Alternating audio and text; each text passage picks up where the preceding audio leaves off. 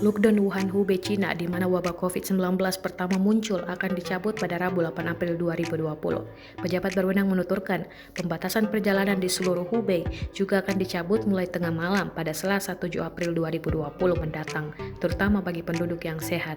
Diketahui, satu kasus COVID-19 dilaporkan di Wuhan pada Selasa 22 Maret 2020 setelah hampir satu minggu tidak ada kasus baru dilaporkan.